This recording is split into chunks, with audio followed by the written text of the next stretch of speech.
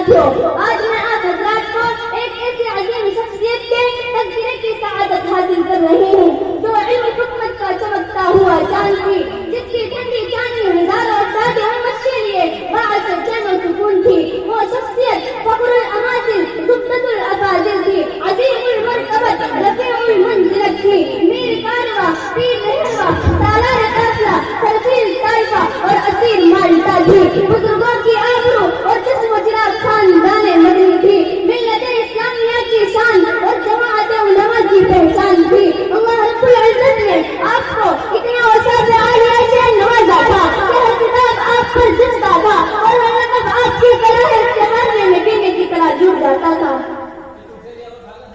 سامعین بس آپ کے ذہن و دماغ میں شاید یہ سوال گردش کر رہا ہوگا کہ آخر وہ عظیم شخصیت کون ہے؟ تو سن لیجیے، وہ عظیم شخصیت مجدد ملت، مصلح امت، شیخ الاسلام حضرت مولانا سید حسین احمد مدنی علیہ الرحمہ ہے۔ دنیا تسلیم کرتی ہے کہ حدیث و تفسیر، دینی علوم، زہد و تقویٰ، ارشاد و سلوک اور مکارم اخلاق میں آپ بے نظیر تھے۔ مہمان نوازی کا عالم یہ تھا کہ روزانہ کئی مہمان آپ کے بستر پر کھانے سے فارغ ہوتے، گویا شیخ الاسلام کا گھر مزاج ابراہیم میں بنا ہوا تھا۔ خدمت خلق کا عالم یہ تھا کہ انگریز سے انتہائی نفرت کے باوجود ایک دفعہ دوران سفر ایک انگریز کو دیکھا کہ وہ ٹرین میں بے چین اور بے قرار ٹہل رہا ہے۔ حضرت نے اس کی بے چینی کو محسوس کر کے اپنے مقدس ہاتھوں سے بیت الخلا کی غلاظت کو صاف کیا، پھر انگریز سے فرمایا کہ اب آپ فارغ ہو سکتے ہیں۔ استاد کی خدمت کا عالم یہ تھا کہ مالٹا کی جیل میں اپنے استاد حضرت شاہ ہند کا اتنا خیال فرماتے کہ سردی کے موسم میں اپنے پیٹ کی گرمی سے پانی گرم کر کے تہجد کے وقت اپنے استاد حضرت شاہ ہند کو پیش کرتے۔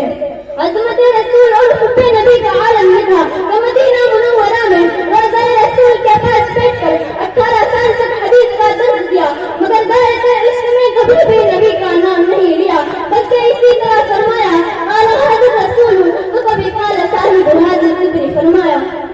جرأت و بے باکی کی انتہا ایسی کہ آپ کے بیان کے خلاف وارنٹ جاری ہو گیا، جہاں بھی حسین احمد تقریر کرتا ہوا نظر آئے تو گولی چلا دی جائے۔ اس وارنٹ کے باوجود بھی وطن عزیز کو انگریزوں کے چنگل سے آزاد کرانے کی خاطر ان ساری باتوں کی پرواہ کیے بغیر سر پر چکن باندھ کر حاضر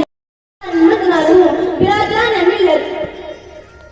حضرت شیخ الاسلام مولانا حسین احمد مدنی بڑے نرم مزاج اور نرم گفتار تھے، علم و پرتگاری کے حسین سنگم تھے۔ جو بھی آپ کی خدمت میں حاضر ہوتا وہ آپ کے کچھ اخلاقی کی لطیف شبنم میں ضرور بھیگ جاتا، گویا آپ کے سینے میں ایک ایسا دل تھا جو کہ روزے قلب کے لیے ریشم سے زیادہ نرم تھا، لیکن وقت پڑنے پر آپ نے جس جرأت و ہمت، حمیت ملی، غیرت قومی، جوش اسلامی اور جلال ایمانی کا مظاہرہ پیش کیا، وہ اس بات کا یقین ثبوت تھا کہ آپ اپنے نرم قلب میں ولولہ اور حوصلے سے بھرپور بڑا مضبوط دل بھی رکھتے تھے۔ چنانچہ آپ نے تحریک جنگ آزادی کے سلسلے میں بڑی بڑی قربانیاں پیش کی اور